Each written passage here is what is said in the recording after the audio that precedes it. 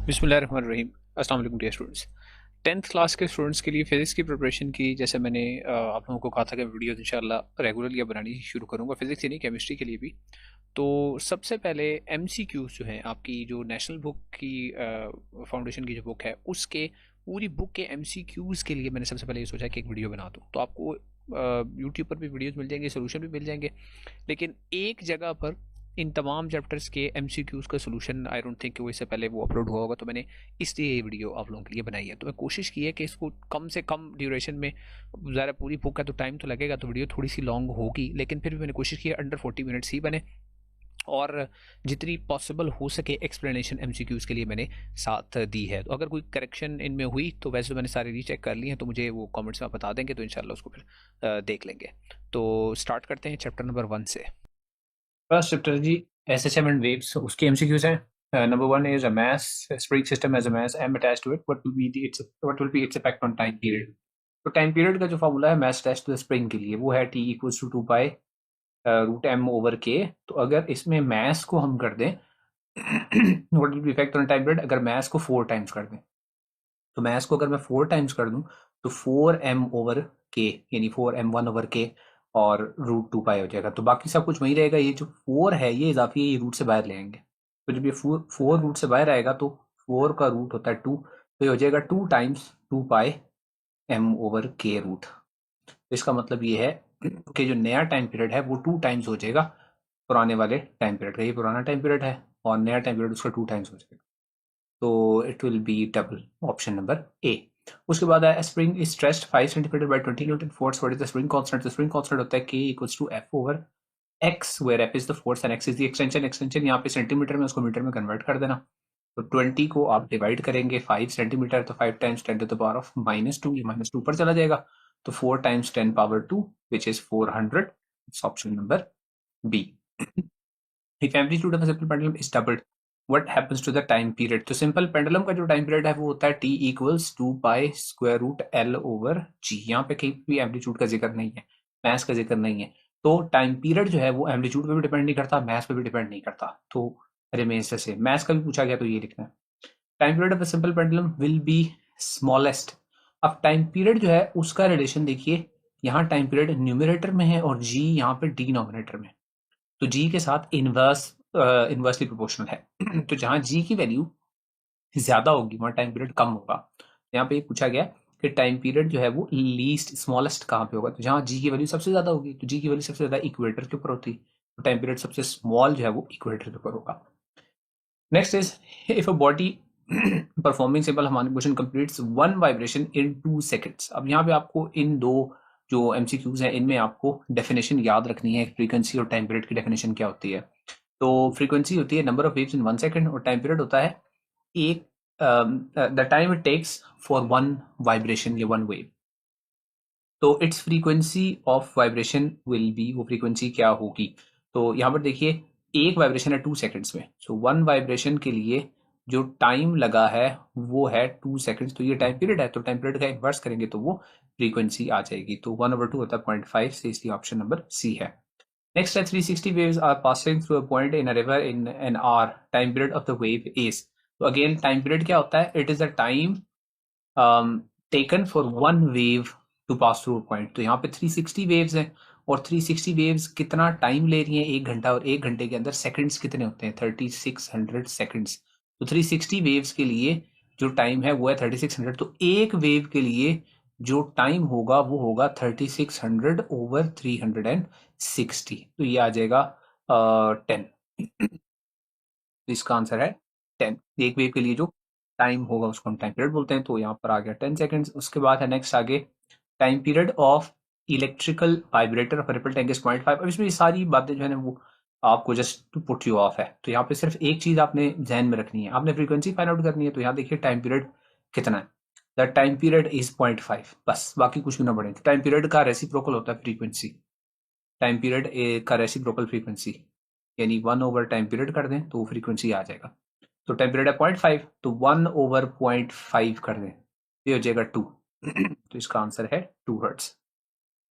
Which one of the following is longitudinal wave. तो longitudinal wave sound होती है, बाकी ये स्ट्रिंग लाइट एक्सरे सारी जो है वो ट्रांसवर्स वेव्स होती है। When water waves enter from deep water to shallow water, तो डीप से शैलो पे आती है, तो क्या क्या फर्क उनके अंदर पड़ता है? Frequency the waves increases, time period the waves decreases, speed of the wave decreases and wave length of the waves decreases. तो देखिए जब भी यहाँ पे अगर आप ऑप्शन नंबर ए और बी देखें, तो जब फ्रीक्वेंसी और टाइम पीरियड एक दूसरे के रेसिप्रोकल होते हैं तो फ्रीक्वेंसी इंक्रीज तो टाइम पीरियड जो है वो डिक्रीज, तो ये दोनों बातें फिर तो ट्रू बनती है, तो इसका मतलब दोनों ही ठीक नहीं है। स्पीड वेव्स की जो है वो डिक्रीज होती है, ये लिखना आपने। Wave length of the waves increase, ये डिक्रीज होती है, तो इसलिए ऑप्शन नंबर सी इसमें ठीक है। जब भी डीप वाटर से शैलो वाटर में आएंगी तो वेव लेंथ डिक्रीज होगी, और wavelength v equals to F lambda होता है, इसलिए स्पीड भी डिक्रीज होगी। Listening to radio transmission in deep valleys of mountains areas is due to diffraction of waves, तो वो डायफ्रैक्ट होकर पहुंचती हैं लिसनर तक। तो ये हो गया जी चैप्टर नंबर 1, उसके एमसीक्यूज हो गए। आगे चलते हैं, नंबर 2 है which is not true for sound. Sound is produce by vibrating object, true है। Sound travels due to variation of pressure, बिल्कुल ट्रू है। Sound transfers energy along with matter of the medium, तो matter of the medium कभी भी कोई भी wave transfer नहीं करती, ओनली एनर्जी ट्रांसफर करती है। साउंड ट्रेवल्स फास्टर इन, सबसे ज्यादा फास्ट वो सॉलिड में ट्रेवल करती है, तो इसलिए स्टील होगा। Speed of sound in air at 0 degree Celsius 332, what is the speed in vacuum, तो 332 है एयर के अंदर, तो वैक्यूम के अंदर जो है वो एयर के भी पार्टिकल्स मौजूद नहीं होते, तो एयर के पार्टिकल्स जब ना हो तो साउंड ट्रेवल ही नहीं कर सकती, तो इसका मतलब ऑप्शन नंबर डी होगा। Threshold of hearing has intensity level, तो इंटेंसिटी लेवल जो थ्रेशोल्ड का वो 0 डेसिबल होता है, क्योंकि हमने डेसिबल स्केल को फिर उस 0 से ऊपर अरेंज किया हुआ है लॉगरिथमिक स्केल को। नेक्स्ट है जी, frequency of sound waves in air is doubled, its speed will, तो v इक्वल्स टू होता है जी f टाइम्स लैम्डा, तो फ्रीक्वेंसी को डबल करेंगे तो अच्छा, फ्रीक्वेंसी को डबल करने का मतलब ये है वेव लेंथ को क्या होगा फिर, तो बेसिकली यूं समझ लें कि पहले अगर यहाँ से वेव्स जा रही थी 3, अब वेव्स जाना शुरू हो गई हैं, ज्यादा वेव्स जाना शुरू हो गई हैं, तो ऐसा करने से आपने वेव लेंथ को भी तो छोटा कर दिया। पहले वेव लेंथ ये थी, अब वेव लेंथ हाफ हो जाएगी, आधी हो जाएगी, तो एक चीज ज्यादा कर दी, डबल कर दी, दूसरी चीज हाफ कर दी, तो स्पीड के ऊपर कोई इफेक्ट नहीं आएगा। स्पीड वैसे भी मीडियम जो है उस पर डिपेंडेंट है, तो मीडियम तो वही रहा इसलिए रिमेन्स द सेम। याद रखना फ्रीक्वेंसी डबल करने से स्पीड डबल ना लिख देना। नेक्स्ट है sounds having frequency dash are called infrasonic, तो जिनकी 20 हर्ट्ज से कम होगी वो इंफ्रासोनिक्स होती है, 20,000 से ज्यादा वाली जो होती है वो अल्ट्रासाउंड्स होती है। Minimum distance of a person from obstacle for sound to hear echo is, तो साउंड ने जाकर वापस आना है, तो टोटल जो है वो डिस्टेंस होना चाहिए ट्रैवल करने के लिए, वो होना चाहिए 34, तो between the objects minimum distance of a person from the obstacle should be 17 meters. Which of the following properties of waves is directly related with loudness of the sound? तो एम्पलीट्यूड का ताल्लुक होता है लाउडनेस के साथ, amplitude जितना ज्यादा होगा लाउडनेस उतनी ही ज्यादा होगी। Intensity threshold of pain, loudest audible sound with pain to ear, ये टेबल है उसमें लिखी हुई, तो ये होती है 1 watt पर स्क्वायर मीटर, यानी यहाँ पर आकर पेनफुल आवाज होना शुरू हो जाती है। Option number D, option number D, इसको थोड़ा सा मैं इधर करके करूँ। अच्छा, silent whistle use to train dogs, when trainer blows the whistle human beings do not hear, क्योंकि फ्रीक्वेंसी जो है वो ग्रेटर देन 20,000 हर्ट्ज होती है, तो वो हमें आवाज नहीं आती लेकिन डॉग्स को आवाज आती है। ये नंबर 2 चैप्टर हो गया जी। अब जल्दी से चलते हैं चैप्टर नंबर 3 की तरफ। Radius of curvature of a convex mirror is 20, focal length क्या होती है, फोकल लेंथ जो होती है वो रेडियस ऑफ कर्वेचर का हाफ होती है, तो 20 का हाफ 10 है। Incident ray of light makes an angle of 30 degrees with the plane mirror, what is the angle of reflection, तो इंसिडेंस और रिफ्लेक्शन दोनों बराबर होते हैं। Focal length of a concave lens, तो कॉनकेव लेंस की नेगेटिव होती है। A visual erect and smaller than object image is always formed by a convex lens नहीं है, concave mirror भी नहीं है, ये convex mirror होगा, convex mirror। virtual erect and smaller, जी बिल्कुल convex mirror होगा। erect का मतलब है सीधा, विजुअल होता है, और स्मॉलर देन जी ऑब्जेक्ट की फॉर्म होता है कन्वेक्स मिरर में। A denser medium has refractive index of 1.5, then critical angle for this is, तो रिफ्रैक्टिव इंडेक्स होता है n equals to 1/sin c, 1/sin critical होता है, यानी हमने क्रिटिकल फाइंड आउट करना है, तो sin c equals to 1/n, या c equals to sin inverse 1/n, sin inverse of 1/1.5, तो इसको मैं जल्दी से कैलकुलेट करता हूँ। ये मेरे पास आ रहा है 41.8, ऑप्शन नंबर ए। नंबर 6 है जी, concave lens forms a virtual erect and enlarged image if the object is placed। अच्छा, कनकेव लेंस कभी भी याद रखिएगा enlarged इमेज फॉर्म ही नहीं करता, तो ये स्टेटमेंट ही गलत है। कनकेव लेंस एक जैसे इमेज फॉर्म कर रहा होता है। अगर कन्वेक्स लेंस यहाँ पर होता है, convex lens forms a virtual erect and large image, तो ऑप्शन नंबर डी इसका करेक्ट होता। नेक्स्ट है कनकेव लेंस जैसा focal length 5 centimetre find its power. तो पावर जो होता है वो अगेन रेसिप्रोकल होता है फोकल लेंथ का, लेकिन उसको मीटर में होना जरूरी है। तो ये होगा 1/5 टाइम्स 10⁻⁻², या 0.05 कर लें, तो ये ऊपर चला जाएगा 100, 5/100, 100/5 20 आ जाएगा। इसकी निशानी है कनकेव लेंस डाइवर्जिंग है, इसकी -20 डायोप्टर की पावर होगी।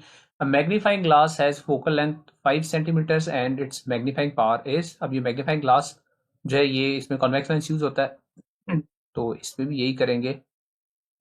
फोकल लेंथ है 5 सेंटीमीटर, मैग्नीफाइंग पावर, अच्छा सॉरी, ये मैग्नीफाइंग पावर वाला फॉर्मूला यहाँ पे यूज करेंगे, जो मैग्निफिकेशन ऑफ लेंस लेंस वाला, वो होता है जी m equals to 1 plus D distance होता है, और उसको फोकल लेंथ से डिवाइड करते हैं। तो चूंकि ये मैग्नीफाइंग ग्लास है, तो डी जो डिस्टेंस है यहाँ पे वो नॉर्मल विजन जो है ह्यूमन का वो लेना चाहिए, जो करीब की आई के लिए है व्यू पॉइंट, वो होता है 25 सेंटीमीटर के ऊपर। तो 1 प्लस 25/5, तो 25/5 आ गया 5, तो 5 + 1 6, तो इसलिए इसका आंसर होगा 6 dioptres. Near point of a person lies at 40 centimetres from him he is suffering from. तो अगर नियर पॉइंट जो है वो 25 से दूर है, तो इसका मतलब उसको करीब की चीज सही नजर नहीं आ रही, दूर की चीज सही नजर आ रही है, इसलिए दूर की चीज जब सही नजर आ रही है तो उसको फार साइटेडनेस बोलते हैं। इसको याद इस तरह रखना है कि जब करीब की चीज ठीक नजर आ रही हो, दूर की ना नजर आ रही हो, तो वो होता है नियर साइटेडनेस, और जब दूर की ठीक नजर आ रही है लेकिन करीब की ठीक नजर नहीं आ रही, तो वो होता है फार sightedness. Accommodation in I is done by, जो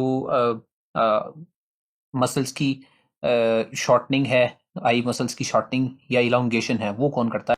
वो हमेशा सेलियरी मसल्स होते हैं वो करते हैं, तो सेलियरी मसल्स इसका आंसर है। तो ये इस चैप्टर के भी एमसीक्यूज हो गए जी। नेक्स्ट की तरफ चलते हैं। Okay, how many electrons form 1 coulomb charge.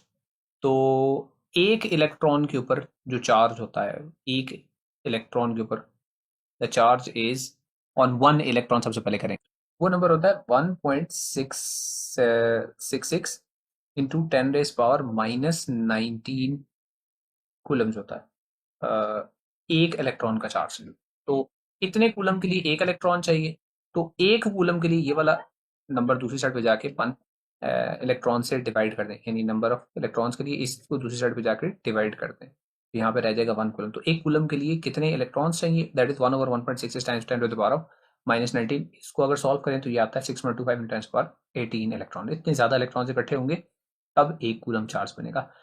Next is, what is the electrostatic force between two charges each of 1 millicoulomb separated by distance of 1 meter? तो F equals to K Q1 Q2 over the distance squared होता है, तो K की value भी हम put करेंगे 9 × 10⁻9, और उसके बाद Q1 और Q2 दोनों चार्जेस 1 मिलीकूलम हैं, तो 1 × 1 और 10⁻⁻6 हो जाएगा, क्योंकि दोनों के साथ मिली है तो -3, तो दोनों का -3 मिलके -6 हो जाएगा, और सेपरेटेड बाय डिस्टेंस 1, तो डिनोमिनेटर में तो खैर 1 ही आएगा, तो 9 टाइम्स 1 हो जाएगा, और 9 - 6 मैंने किया जुबानी, तो 9 × 10⁻3 यानी 9000 न्यूटन हो जाएगा। कैलकुलेटर में पुट करेंगे तो आंसर फिर भी यही आएगा। नेक्स्ट नंबर 3 है जी, if the distance between charges is double then the force between them becomes. तो जो फोर्स है वो होती है F = K Q1 Q2 और डिवाइडेड बाय डिस्टेंस स्क्वायर। तो फोर्स डिस्टेंस के स्क्वायर के साथ इनवर्सली प्रोपोर्शनल है, तो इसका मतलब यह है कि अगर डिस्टेंस को आप इंक्रीज करेंगे तो फोर्स डिक्रीज हो जाएगी, लेकिन डिस्टेंस के स्क्वायर के साथ है। इसका मतलब है अगर आप डिस्टेंस को 2 टाइम्स इंक्रीज करेंगे तो फोर्स 2 टाइम्स डिक्रीज होने के बजाय 4 टाइम्स डिक्रीज हो जाएगी, 2 का स्क्वायर होगा, तो it will decrease by 4 times, तो 1/4 इसका ऑप्शन होगा। नेक्स्ट है, if A charge of 2 coulomb experiences a force of 10 Newton in the electric field of 5 coulomb charge. ये थोड़ा ट्रिकी है, इसको जरा ध्यान से हमने करना है कि एक 5 कूलम का चार्ज है, उसकी ये फील्ड है। अब उसकी फील्ड की इंटेंसिटी हमें नहीं पता, ठीक है, तो electric field intensity at that point, वहां आप एक 2 कूलम का एक और चार्ज लेकर आ रहे हैं, यहाँ 2 कूलम का एक और चार्ज ला रहे हैं, और उस 2 कूलम के चार्ज के ऊपर एक फोर्स लग रही है, और हम एज्यूम करते हैं अट्रैक्टिव फोर्स लग रही है, तो वो फोर्स लग रही है 10 न्यूटन। तो फोर्स तो लग रही है इसके ऊपर, इस 2 कूलम वाले चार्ज के ऊपर, लेकिन इंटेंसिटी आप फाइंड आउट कर रहे हैं इस 5 कूलम वाले चार्ज की, ये याद रखना आपने, ठीक है।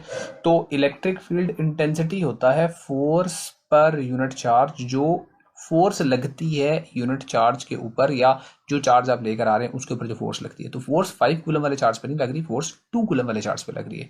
तो 10 न्यूटन फोर्स लग रही है 2 कूलम वाले चार्ज पे, तो 10/2 आएगा 5 न्यूटन, न्यूटन पर कूलम। तो इसलिए ऑप्शन नंबर ए इसका करेक्ट होगा। नेक्स्ट पर चलते हैं। नंबर 5 है जी, if the potential difference between plates of a capacitor is reduced to half, then the capacitance of the capacitor becomes. तो पोटेंशियल डिफरेंस के ऊपर कैपेसिटेंस डिपेंड नहीं करती, कैपेसिटेंस डिपेंड करती है एरिया के ऊपर, और दरमियान में दोनों कैपेसिटर्स के जो आपने डाइलेक्ट्रिक रखा होता है उसके ऊपर कैपेसिटेंस डिपेंड करती है। बाय जो पोटेंशियल डिफरेंस है उस पर कैपेसिटेंस डिपेंड ही नहीं करती।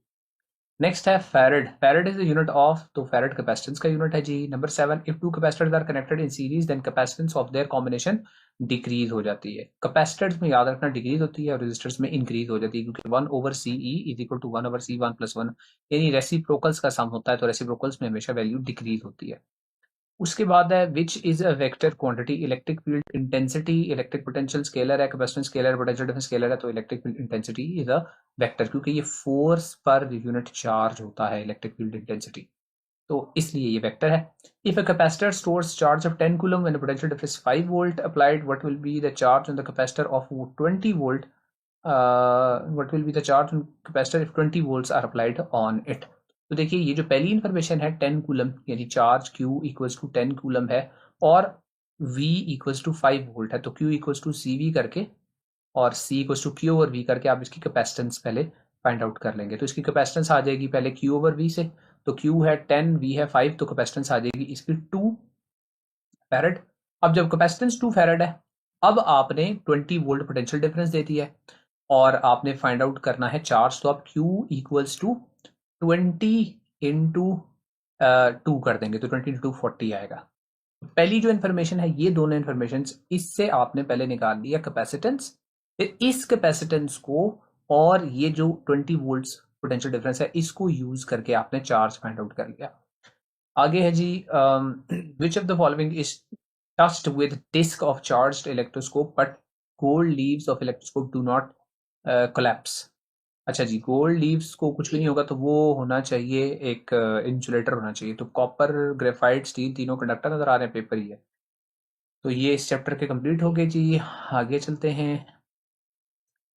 A current of 10 milliamperes is flowing through a wire of 10 second. What is the amount of charge? तो Q equals to I into T लगा देंगे। तो करंट इस 10 मिलीएम्पेयर है, मिली को हमेशा चेंज करना है, तो 10 पावर -3 इधर आ गया, और 10 सेकंड्स हैं तो एक और 10 इधर आ गया, तो 10 2 दफ़ा हो गया, और यहाँ 3 दफ़ा है, तो 10 पावर -1 होना चाहिए। 1 ampere current is passing through a conductor. How many electrons pass through its cross sectional area in 1 second? तो again Q equals to IT, क्योंकि यहाँ पे भी Q इलेक्ट्रॉन्स चार्ज ही है, तो Q इक्वल्स टू IT ही यहाँ पे भी लगाएंगे। तो करंट है 1, और इन 1 सेकेंड 1 टाइम्स 1, तो ये 1 ही आएगा, तो एक इलेक्ट्रॉन पास होकर जाएगा सिर्फ। इफ वोल्टेज अप्लाइड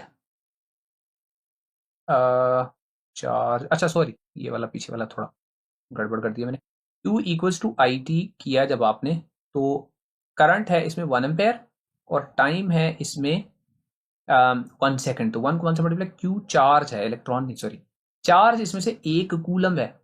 अब 1 कूलम चार्ज जब हो तो इलेक्ट्रॉन्स कितने होते हैं? अभी पिछले चैप्टर में हमने एक MCQ किया, वो था 6.25 10 पावर 20 10 18 था ये वाला, तो यही नंबर यहाँ पे फिर कोट कर देंगे। 1 कूलम चार्ज के लिए कितने इलेक्ट्रॉन्स चाहिए, वो वाला MCQ का जवाब यहाँ पे वही वाला कोट कर रहा हूँ। नेक्स्ट जी, if voltage applied on the bulb is doubled then the power becomes, तो P इक्वल्स टू IV, तो वोल्टेज को डबल करेंगे तो पावर भी डबल हो जाएगी, कीपिंग द करंट कांस्टेंट। अच्छा, इसमें ये कंडीशन नहीं लिखी हुई वैसे, अगर ये नहीं लिखा हुआ कि करंट कांस्टेंट है तो इसका मतलब वोल्टेज बढ़ाने से करंट भी बढ़ेगा, ठीक है जी। तो वोल्टेज और करंट भी एक दूसरे के प्रोपोर्शनल होते हैं, तो वोल्टेज को डबल कर देते हैं ना, करंट पहले डबल हो जाएगा, तो इसका मतलब है आपका करंट भी डबल हो गया, वोल्टेज भी, दोनों चीजें डबल होगी, तो पावर 4 टाइम्स होगी, इसलिए इसका ऑप्शन नंबर C है। कीपिंग करंट कांस्टेंट होता ना, तो करंट को कांस्टेंट रखते हैं, वोल्टेज को डबल करते हैं तो पावर डबल हो जाती है, लेकिन यहाँ पे दोनों चीजें डबल होंगी। उसके बाद है जी next number 4, electron volt is not the unit of which. तो इलेक्ट्रॉन वोल्ट बेसिकली एनर्जी का यूनिट है, तो इलेक्ट्रॉन वोल्ट जो है उसको जूल से हम इक्वेट कर सकते हैं। जिस चीज का यूनिट जूल है उसका इलेक्ट्रॉन वोल्ट भी हो सकता है। तो इलेक्ट्रिकल एनर्जी वर्क, इसका यूनिट भी जूल है, और इलेक्ट्रिकल हीट एनर्जी का यूनिट भी जूल है, तो इन सब का इलेक्ट्रॉन वोल्ट भी हो सकता है। लेकिन इलेक्ट्रिक पोटेंशियल क्या होता है? Electric potential V is work done per unit charge, तो ये जूल्स पर कूलम होता है, तो इसलिए ये इलेक्ट्रॉन वोल्ट के इक्वल नहीं आ सकता, इसलिए ऑप्शन नंबर C इसका करेक्ट होगा। वोल्ट के इक्वल होता है वैसे। Next is by applying a potential difference of 10 volt across a conductor, a current of 1.5 amperes passes through it. How much energy would be obtained from the current in 2 minutes? तो energy के लिए हम formula use करते हैं जी V into आई into T, VIT। तो potential difference 10 volts है, 10 put करेंगे, current 1.5 put करेंगे, और टाइम 2 मिनट्स है तो 2 इंटू 60 करेंगे तो 120 आ जाएगा। तो ये वैल्यूज अगर हम पुट करें तो ये आ जाता है जी 10 times 1.5, 10 times 1.5 times 120 gives me 1800। तो 1800 को हम लिख सकते हैं 1.8 किलो जूल्स, 1.8 किलो जूल्स, यानी ऑप्शन नंबर डी है। ओम मीटर ये होता है जी resistance of 1 metre cube of substance, तो वो होता है स्पेसिफिक रेजिस्टेंस। इलेक्ट्रिकल एनर्जी का, इलेक्ट्रिक पोटेंशियल, हीट एनर्जी का डिफरेंट यूनिट्स है। नेक्स्ट है if 4 kilo ohm and 2 kilo ohm resistances are connected in parallel they are equivalent resistance। तो resistance में अभी मैंने थोड़ी देर पहले बताया था कि इक्विवेलेंट रेजिस्टेंस में रेसिप्रोकल्स रहते हैं, तो 1/R1 प्लस 1/R2 करके उनका रेसिप्रोकल, या R1 into R2 over R1 plus R2, ये इक्विवेलेंट के लिए फॉर्मूला यूज करें अगर दो रेजिस्टर्स हों तो दो, एक है 4 एक है 2, 4 2 8 हो गया, और 4 प्लस 2 6 हो गया, तो 8 को आप 6 से डिवाइड कर देंगे, तो 8 को 6 से डिवाइड करेंगे तो 1.3, ये वाला ऑप्शन नंबर बी आएगा। Next is if current through a fixed resistor is doubled then the energy dissipation is. तो जो एनर्जी डिसिपेशन है यानी पावर है that is equal to I squared R. तो ये आई स्क्वायर के साथ प्रोपोर्शनल होता है पावर। तो अगर आप करंट को डबल करेंगे तो ये पहले भी हमने एक MCQ में देखा था, पावर 4 टाइम्स इफेक्ट होगी, तो 4 टाइम्स है वो इंक्रीज हो जाएगी energy dissipation. Fuse is always connected in series with, live wire के साथ फ्यूज कनेक्ट होता है। With increase in temperature thermistor resistance decrease होती है। वैसे दो किस्म के थर्मिस्टर्स होते हैं, लेकिन आपके कोर्स में जो वही है कि टेम्परेचर इंक्रीज करने से रेजिस्टेंस डिक्रीज होती है उसकी। नेक्स्ट चैप्टर है electromagnetism। If magnetic field in a conductor passing perpendicularly through a cardboard is anti-clockwise in the direction of the current, तो इसके ऊपर आप लगा लें राइट हैंड रूल, तो राइट हैंड रूल की अकॉर्डिंगली करंट जो है वो अपवर्ड्स होगा। नेक्स्ट दोनों MCQs ही इस रूल से होते हैं, राइट हैंड पाम रूल है। तो ये देख लें कि राइट हैंड पाम रूल में हमने अपने राइट हैंड को इस तरह एक्सटेंड करना होता है कि जो थंब है हमारा वो करंट की डायरेक्शन में हो, और जो फिंगर्स हैं 4 फिंगर्स हैं वो मैग्नेटिक फील्ड के डायरेक्शन में बताएं। तो जो पाम या हथेली है इस पे 90 डिग्री, और हथेली के ऊपर 90 डिग्री की डायरेक्शन में फोर्स लगती है। तो पहला क्वेश्चन यही है कि पहला MCQ यही है कि फिंगर्स जो है वो इस राइट हैंड पाम रूल में वो किस चीज़ को इंडिकेट करती हैं। तो फिंगर्स जो है वो इंडिकेट करती हैं in the direction of magnetic field. और यहाँ जो नंबर 2 है तो फिंगर्स हम बताती हैं मैग्नेटिक फील्ड की डायरेक्शन बताती हैं। उसके बाद नंबर 3 में है, और जो नेक्स्ट वाला है उसमें देखिए उसमें ऐसी अरेंजमेंट है कि करंट टुवर्ड्स द ईस्ट है, ईस्ट हमारे राइट की तरफ है, स्क्रीन के राइट की तरफ ईस्ट है, तो मैंने थंब को पॉइंट किए हुए टू द राइट, और मैग्नेटिक फील्ड लिखा हुआ है out of the page. Out of the page का मतलब ये फिंगर्स ये समझते हैं आपकी तरफ आ रही हैं, स्क्रीन से आपकी तरफ आ रही हैं। तो फोर्स किस तरफ है? तो फोर्स क्लियरली डाउनवर्ड्स है इस सिचुएशन में। नेक्स्ट MCQ में ये है, तो अब वो यहाँ पर हमने अप्लाई करके देख लिया नंबर 3 के ऊपर वही रूल। तो फोर्स जो है वो डाउनवर्ड्स साउथ होता है, यानी अगर आप यहाँ पर डायरेक्शंस बनाएं तो नॉर्थ अपवर्ड्स होता है, साउथ नीचे होता है, ईस्ट इधर होता है, और वेस्ट इधर होता है। तो जो थंब था वो इस तरफ था, magnetic field out of the page. अब ज़रा पेज के ऊपर मैं ड्रॉ नहीं कर सकता आउट ऑफ द पेज को, ये 1 डायमेंशनल है इमेज। अगर 3 डायमेंशनल यहाँ पर फिगर होती जैसे उधर थी अभी सिमुलेशन में, तो आप क्लियरली देख सकते हैं कि out of the page fingers अपनी पॉइंट कर रही हैं, तो हथेली के ऊपर 90 डिग्री पे, यानी पाम पे 90 डिग्री पे जो फोर्स बनती है वो डाउनवर्ड्स बनती है। तो फोर्स की डायरेक्शन डाउनवर्ड्स साउथ की तरफ बनती है। Number 3 is direction of magnetic field inside a permanent bar magnet is. तो बार मैग्नेट में वैसे तो हमें पता है कि जो मैग्नेटिक लाइंस ऑफ फोर्स है वो नॉर्थ से साउथ की तरफ होती है, यानी अगर मैं बार मैग्नेट की मैग्नेटिक लाइंस ऑफ फोर्स को ड्रॉ करूं तो नॉर्थ से आउट होती हैं सारी फील्ड लाइंस और साउथ में इनवर्ड्स होती हैं, लेकिन हम यहाँ पर ये कह रहे हैं कि magnetic field lines inside the bar magnet. तो अगर ये नॉर्थ है और ये साउथ है तो यहाँ से सारी आउट होती हैं, यहाँ से सारी फील्ड लाइंस आउट होती हैं और यहाँ सारी फील्ड्स ये इन होती हैं। लेकिन अगर मैं इनको आगे प्रोड्यूस करूं तो यही फील्ड लाइंस यहाँ से जाके इसको ये कनेक्ट कर रही है, ये फील्ड लाइन इधर जाके इसको अगली फील्ड लाइन को कनेक्ट कर रही है, ये जाके इसको कनेक्ट कर रही है। तो इनसाइड द मैग्नेट आप देखेंगे कहाँ से कहाँ है, साउथ से नॉर्थ की तरफ है, तो साउथ टू नॉर्थ होगा option number B, inside the permanent magnet है। ठीक है जी। Next is which of the following parts is responsible for DC motor coil to rotate in one direction. तो वो उसके स्प्लिट रिंग्स यानी कम्यूटेटर्स होते हैं। If a coil moves parallel to a uniform magnetic field, the induced EMF will be। तो coil के parallel होने की सूरत में आपने सिर्फ ये देखना होता है फ्लक्स वो चेंज हो रहा है या नहीं। तो चूंकि कॉयल रहती ही पैरेलल है तो इसका मतलब ये है कि फ्लक्स उसमें से जो गुजरने वाला फ्लक्स है वो जीरो है और वो जीरो ही रहता है। तो जब फ्लक्स चेंज नहीं होता तो ईएमएफ इंड्यूस नहीं होती। ईएमएफ के इंड्यूस होने के लिए फ्लक्स का चेंज होना जरूरी है। तो because the coil is parallel, तो कॉइल के पैरेलल होने की सूरत में फ्लक्स जीरो और फ्लक्स चेंज नहीं होता, इस वजह से ईएमएफ इंड्यूस है वो जीरो होती है।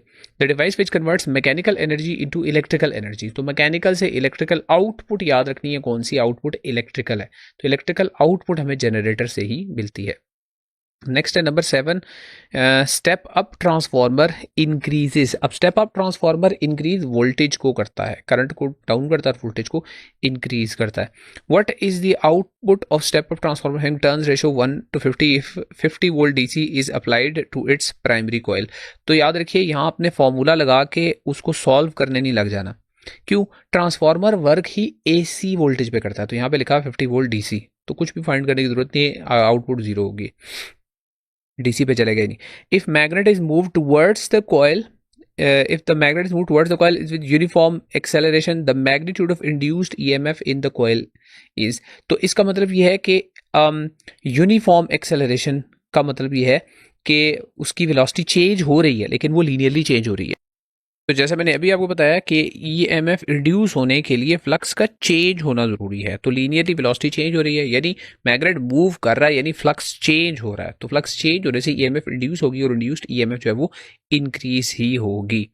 Next is a transformer has 100 turns in the primary, तो एनपी जो है वो 100 हो गया, और it has 500 turns in the secondary, तो एनएस जो है वो 500 हो गया। 6 volt is applied across the primary, तो ये हो गया वीपी, ये 6 वोल्ट हो गया।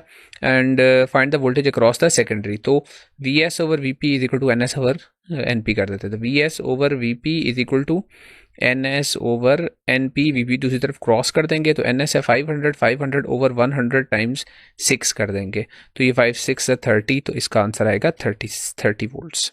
तो ये चैप्टर के भी कंप्लीट हो गए। आगे चलते हैं नेक्स्ट चैप्टर, कैथोड रेज। अब जो कैथोड रेज हैं वो कैथोड की सरफेस से निकलने वाले पार्टिकल्स हैं। तो ये पार्टिकल्स बाद में डिस्कवर हुए थे कि इलेक्ट्रॉन्स होते हैं, तो इसलिए कैथोड की सरफेस से निकलने वाले नेगेटिव पार्टिकल्स को हम इलेक्ट्रॉन्स का नाम देते हैं। If electric field is applied parallel to the direction of electron beam the electrons field. तो देखिए जो हमने बुक में पढ़ा हुआ है वो ये पढ़ा हुआ है कि इलेक्ट्रॉन्स जिस डायरेक्शन में ट्रैवल कर रहे हैं अगर उसके 90 डिग्री के ऊपर यानी उसके परपेंडिकुलर अगर हमने कोई इलेक्ट्रिक फील्ड सेटअप कर दी, यानी इलेक्ट्रिक फील्ड ऐसे सेटअप की पॉजिटिव प्लेट है नीचे नेगेटिव प्लेट है, तो ये इलेक्ट्रॉन्स को डिफ्लेक्ट करवाने के काम आएगी क्योंकि फोर्स लगती है इलेक्ट्रॉन्स के ऊपर बीइंग चार्ज पार्टिकल्स। लेकिन यहाँ पर ये कहा गया है कि वो पैरेलल है फील्ड, तो इसका मतलब है अगर इलेक्ट्रॉन्स यहाँ से निकल के जा रहे हैं और फील्ड पैरेलल है, फील्ड पैरेलल के लिए मैं एज्यूम करूंगा कि पॉजिटिव यहाँ पर है फील्ड का और नेगेटिव फील्ड का यहाँ पर है, तो ये फील्ड की डायरेक्शन है, पैरेलल के लिए ये डायरेक्शन होगी। जिस तरफ इलेक्ट्रॉन जा रहे हैं उसी तरफ फील्ड की डायरेक्शन है। तो यूं समझे कि इलेक्ट्रॉन्स को सामने एक नेगेटिव पोटेंशियल मिल रहा है, तो इलेक्ट्रॉन्स के अपने ऊपर नेगेटिव चार्ज है, तो वो जो नेगेटिव पोटेंशियल सामने से मिल रहा है वो इलेक्ट्रॉन्स को स्लो डाउन करवाने के काम आएगा, क्योंकि ऑपोजिट चार्जेस सिमिलर चार्जेस जो है एक दूसरे को रिपेल करते हैं, तो ये एक रिपल्सिव फोर्स लगेगी इलेक्ट्रॉन्स के ऊपर जिसकी वजह से वो स्लो डाउन हो जाएंगे। इस वाले का सॉरी स्लो डाउन नंबर 2 का है। Next is if a magnetic field is set up parallel to the direction of electron beam. अब यहाँ इलेक्ट्रिक फील्ड के बजाय मैग्नेटिक फील्ड सेटअप कर दी, इलेक्ट्रॉन इसी डायरेक्शन में जा रहे हैं और मैग्नेटिक फील्ड हमने पैरेलल सेटअप कर दी है, तो इलेक्ट्रॉन्स के ऊपर कोई फर्क नहीं पड़ेगा अगर पैरेलल मैग्नेटिक फील्ड होगी। तो जो इलेक्ट्रिक फील्ड है वो तो चार्ज ऑपोजिट होने की वजह से रिपल्शन या अट्रैक्शन हो सकती है, मैग्नेटिक में ऐसा कुछ भी नहीं होता, इसलिए इसका नन होगा option. Next is which logic gate is similar to the function of two series switches, तो वो एंड होता है सीरीज स्विचेस में। The electronic circuit that gives high output when all its inputs are high, यानी दोनों 1 पे 1 हो तो वो एंड होता है, दोनों 1 पे 1 हो। और the electronic circuit that gives high output when one or more of its output high, वो और में होता है। उसके बाद electronic circuit that gives low output when all it inputs are high, यानी 1 1 पे 0, तो 1 1 पे 0 नैंड होता है, एंड का उलट होता है। The electronic circuit that gives low output when one or more of its outputs are high, यानी 0 1 पे भी 0 देता है, तो 0 1 पे 1 होता है और ये और का उलट होगा, तो इसलिए नॉर होगा। इसके बाद है next the logic equation for AND gate is, तो एंड होता है लॉजिकल मल्टीप्लिकेशन, तो x equals to a dot p। The logic equation for NOR gate, तो और की होती है एडिशन, तो एडिशन के ऊपर आप बार लगाते हैं, तो x equals to a plus b ऊपर बार लगाते हैं, तो ये इसके भी एमसीक्यूज कंप्लीट हो गए। नेक्स्ट है जी आईसीटी का चैप्टर, उसमें है number 1 there are how many components of ICT, तो आईसीटी के 5 कंपोनेंट्स होते हैं, डाटा एंड इंफॉर्मेशन है, हार्डवेयर है, सॉफ्टवेयर, प्रोसीजर्स और ह्यूमन रिसोर्स है। The set of instructions used and rules to design used information system is called, इसको procedure बोलते हैं, प्रोसीजर की डेफिनेशन है बुक में लिखी हुई है। Information travels in wire in telephone network of an office in the form of, office के अंदर जो वायरिंग होती है उसमें इलेक्ट्रिकल सिग्नल्स की फॉर्म में डाटा ट्रैवल होता है। नेक्स्ट है which is the most suitable means of reliable continuous communication between an orbiting satellite and earth. ये 4 और 8 को आप देखें बिल्कुल एक जैसे हैं, सिर्फ ऑप्शंस का फर्क है। वैसे जो रिलायबल होता है वो होता है नंबर 8 में गिवन है माइक्रोवेव का, तो यहाँ पर माइक्रोवेव नहीं है। अगर माइक्रोवेव नहीं है तो फिर आप वो चूज करेंगे जिसकी वेवलेंथ सबसे लॉन्गर है, तो रेडियो वेव्स की वेवलेंथ सबसे लॉन्ग होती है, तो इन सब में रेडियो वेव बेहतर है because of its longer wavelength, और चूंकि ये इलेक्ट्रोमैग्नेटिक है तो इसलिए ये बेहतर, बाकी भी है लेकिन इसकी वेवलेंथ जरा लॉन्ग होती है इसलिए ये बेहतर है। साथ ही 8वां भी बता देता हूँ कि माइक्रोवेव जो है वो रेडियो से इसलिए बेहतर है कि microwaves are less affected by weather conditions, जो एटमॉस्फेयर को पेनिट्रेट करते हुए रास्ते में वेदर कंडीशंस होगी उनसे लेस इफेक्ट होगी माइक्रोवेव, तो रेडियो वेव से भी बेहतर माइक्रोवेव है, इसलिए इन दोनों में अगर चॉइस करना हो तो माइक्रोवेव, और अगर माइक्रोवेव नहीं है तो फिर रेडियो वेव है। इसलिए एग्जाम्पल ऑफ प्राइमरी मेमोरी, वो मेमोरी जिसमें डाटा जो है वो टेम्पररीली स्टोर होता है, तो वो कैसे ही होगी, बाकी सब में प्राइमरी नहीं है, वो सेकेंडरी मोड्स ऑफ डाटा है। One of the most famous word processing programs is word processing, MS word ही होता है। Which of the following has greatest storage for information, compact disc CD में तो कम ही होती है, फ्लॉपी में सबसे कम होती है लीस्ट, फिर डिजिटल DVD है, DVD से भी ज़्यादा बल्कि USBs आजकल आ गई हैं, तो इसलिए I choose USB as the option. Number 9 is which one is the brain of computer, CPU, no problem with that. Which of the following is a data management software, data management MS Access के अंदर होती है। इसके निस्बतन आसान है MCQs। इसके बाद आगे चलते हैं, इंपॉर्टेंट MCQs, इंपॉर्टेंट चैप्टर है atomic and nuclear physics. One of the isotopes of uranium U-239 has atomic number of 92, its nucleon number is, तो U-239 है, ये जो नंबर लिखा होता है उसके सिंबल के साथ वो उसका न्यूक्लियर नंबर ही होता है 239। When beta ray are emitted the nuclear mass, तो बीटा रे की एमिशन की सूरत में क्या होता है कि न्यूट्रॉन जो होता है वो कन्वर्ट हो जाता है into a proton with an emission of electron, तो उसके न्यूक्लियर मास के ऊपर कोई फर्क नहीं पड़ता। Next is which particle has large range in air, तो एयर के अंदर लार्जेस्ट रेंज जो होती है वो गैमा पार्टिकल्स की होती है, स्मॉलेस्ट अल्फा की होती है, उसके बाद बीटा, उसके बाद गैमा होते हैं। Gamma rays from cobalt 60 are used in the treatment of, ये इसके यूजेस के अंदर लिखा हुआ है, तो वो कैंसर के लिए वहाँ पे लिखा हुआ है कि ये यूज होती है गैमा रेज कोबाल्ट 60 की, क्योंकि इनके पास एनर्जी ज़्यादा होती है। Which of the following will be absorbed by the paper, तो जिसकी सबसे कम रेंज होती है वो अब्सॉर्ब हो जाता है और वो है अल्फा पार्टिकल, बिकॉज उसका मास ज़्यादा होता है। Beta particles are fast moving electrons होते हैं, no problem in this. If half life of radioactive element is 1 year, percentage of sample decay after 2 years is. अब इसको दो तरह से डिफरेंट जगहों पे मैंने देखा है, टीचर्स ने परसीव किया। एक ये समझ के किया है कि कितना बाकी रह जाएगा 2 साल के बाद, और असल इसमें ये पूछा हुआ है कि percentage of sample decay after 2 year, यानी कितना डीके हुआ है। तो दो अलग अलग बातें हैं, यानी ये समझ लें कि स्टार्ट में आपके पास अभी 100% है उस मटेरियल का, 1 साल के बाद 1 ईयर के बाद इसका कितना रह जाएगा, इसका 50% रह जाएगा। एक और साल गुजरेगा तो ये जो 50% है इसका आधा होगा, तो 50% का आधा होके 25% रह जाएगा, रिमेनिंग तो 25% रह गया। लेकिन डीके हो कितना गया, तो 50% पहले साल हुआ डीके और 25% दूसरे साल हुआ डीके, तो टोटल डीके हुआ कितना है, वो 75% डीके हुआ है। तो रिमेनिंग नहीं पूछा गया कितना डीके हुआ है, तो 75% डीके हुआ है, ये पूछा गया। The ionisation power of alpha particle is, alpha particle की आयनाइजेशन सबसे ज़्यादा होती है, so equal to beta particle नहीं है, इक्वल टू गैमा भी नहीं है, ग्रेटर देन बीटा पार्टिकल्स है। In this reaction X plus O changes to nitrogen plus helium, X is X क्या है, तो अगर ऑक्सीजन को आपने बम्बार्ड किया है किसी पार्टिकल से, ऑक्सीजन के ऊपर पार्टिकल बम्बार्ड किए हैं ताकि वो कन्वर्ट हो जाए इनटू नाइट्रोजन। बेसिकली इसको करने का सबसे आसान तरीका ये है कि दोनों साइडों पे जो न्यूक्लियन नंबर है, जो ऊपर नंबर्स लिखे हुए हैं, ये न्यूक्लियन नंबर है, नीचे एटॉमिक नंबर है, ये बराबर होने चाहिए। तो राइट हैंड साइड पे देखें, जो बॉटम पे लिखा हुआ है 7 + 2 9 लिखा हुआ है, और ऊपर जो लिखा हुआ है 14 + 4 यानी 18 लिखा हुआ है। अब लेफ्ट हैंड साइड पे देखें इक्वेशन की, ऑक्सीजन के ऊपर 17 लिखा हुआ है, तो एक्स के ऊपर क्या होना चाहिए ताकि वो 18 बन जाए, एक्स के ऊपर 1 होना चाहिए। इसी तरह ऑक्सीजन के ऊपर यहाँ पे नीचे लिखा हुआ है 8, तो 9 बनाने के लिए इसके साथ 1 और होना चाहिए, तो एक्स 1 1 यानी हाइड्रोजन 1 1। तो इसको हाइड्रोजन के एक आइसोटोप प्रोटियम से बम्बार्ड अगर किया जाए तो ये रेडियो एक्टिव नाइट्रोजन में कन्वर्ट हो जाता है। तो ये इस चैप्टर के भी MCQs कंप्लीट हो गए। तो इस वीडियो में हमने इन तमाम चैप्टर्स के MCQs को देखा है, और मैंने कोशिश की है जितना जल्दी हो सके विद मिनिमम टाइम, लेकिन एक्सप्लेनेशन भी कर दूं MCQs की। इसके अलावा मैंने जो चैप्टर वाइज रिवीजन का कहा था, तो पहला चैप्टर जो है उसकी मैं इससे पहले एक वीडियो बना चुका हूँ कंप्लीट, कि वो पूरे चैप्टर के इंपॉर्टेंट टॉपिक्स की। तो अगर आपने वो वीडियो नहीं देखी तो स्क्रीन पे आपके सामने ये वीडियो आ रही है, आप इस पे क्लिक करके देख सकते हैं। इसके बाद नेक्स्ट इंशाल्लाह बाकी चैप्टर्स के भी इसी तरह चैप्टर वाइज वीडियोस और इंपॉर्टेंट टॉपिक्स की वीडियोस इंशाल्लाह आप साथ साथ आती रहेंगी। तो see you in the next video इंशाल्लाह।